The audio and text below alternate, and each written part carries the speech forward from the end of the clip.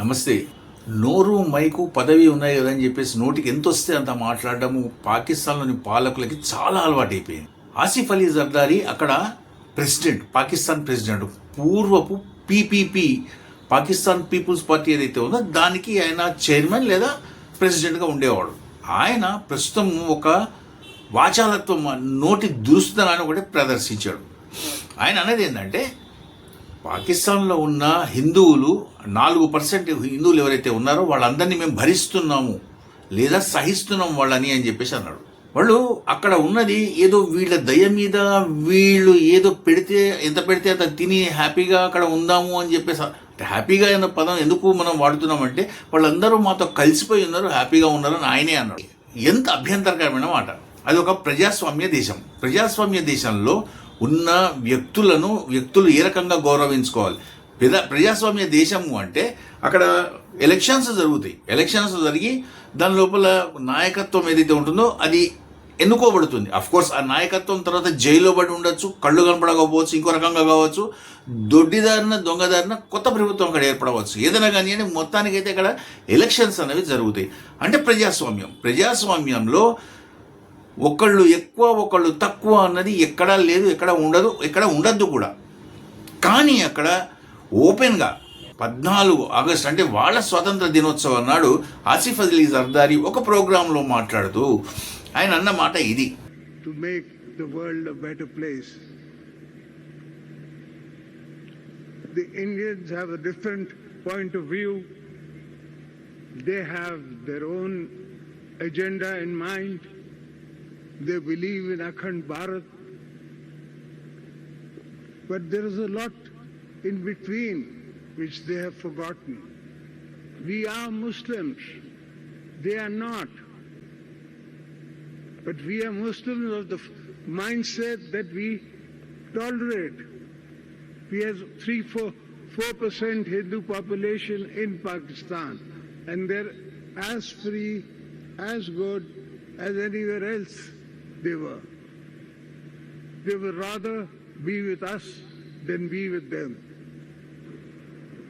ఎందుకు ఇంత అభ్యంతరకరమైన మాట అనవలసి వచ్చింది?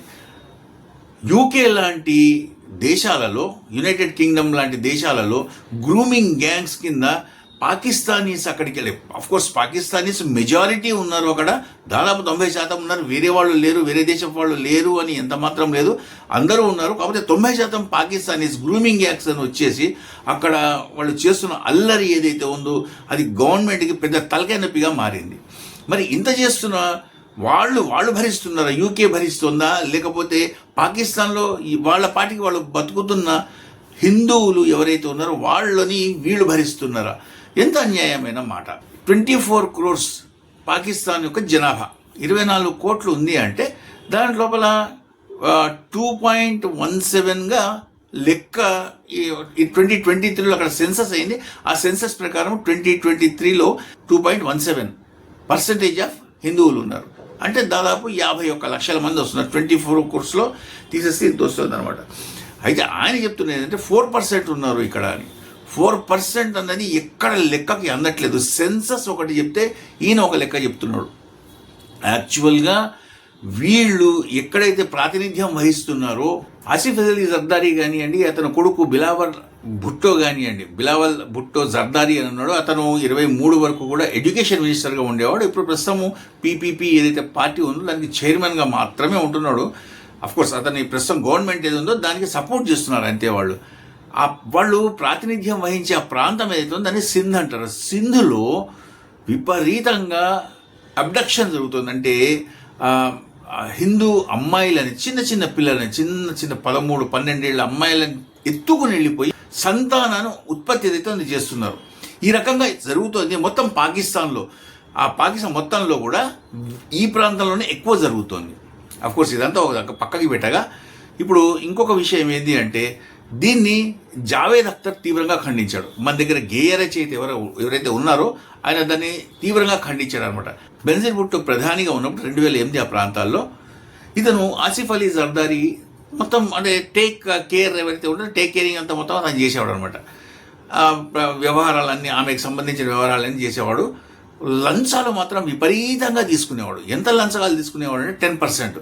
ఎంత చిన్న షాపు లేకపోతే ఇంకోటో ఏదో ఇటువంటి ఓపెనింగ్ ఉన్నా కానీ దగ్గర నుంచి మొదలు పెడితే పెద్ద పెద్ద కాంట్రాక్ట్స్ ఏదైనా కానీ దాని నుంచి 10% అతని ఖాతాలోకి వెళ్ళాల్సిందే. అంతగా అతను లంచాలు తీసుకునేవాడు. 10% అని ఒక నెంబర్ పెట్టుకుని దాని ప్రకారం తీసుకునేవాడు. అది ఎంతగా అయిపోయిందంటే చివరికి అతనికి మిస్టర్ 10% అని ఒక పేరు కూడా పడిపోయింది. అంటే జావేద్ అఖ్తర్ ఇక్కడే అతన్ని పట్టుకోవడం జరిగింది, ఆసిఫ్ అలీ జర్దారీని పట్టుకొని అతను ఒక ట్వీట్ చేశాడనమాట.